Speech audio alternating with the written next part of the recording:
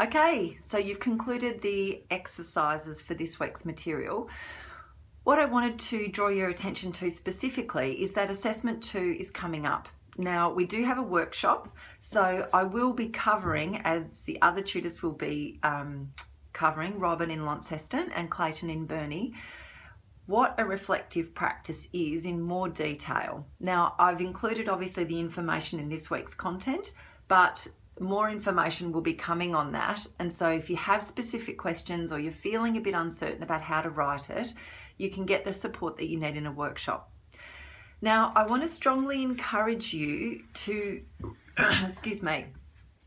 really do the reflective exercise that is set out in this week's content to begin to practice these skills.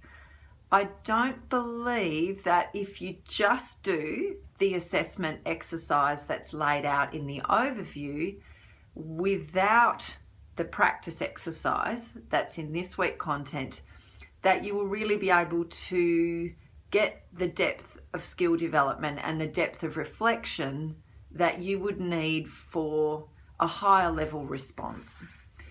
Ideally, you would have 3 to 4 situations where you've sat down and engaged in a conversation with a friend using the active listening skills, or you've chosen to use them at work in another way.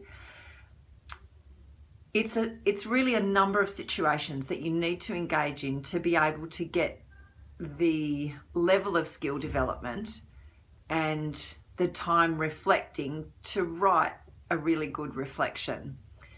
It's much harder to get that on just one instance or 2 instances. Ideally, you would have, in an ideal world, you'd have 4 to 6 instances. You might not have done them all formally. You may have done them more informally, but you've given yourself an opportunity to practice these skills. The more instances you can give yourself, the better quality reflection you're going to be able to do, because you will have had more of an opportunity to see your skills develop and change.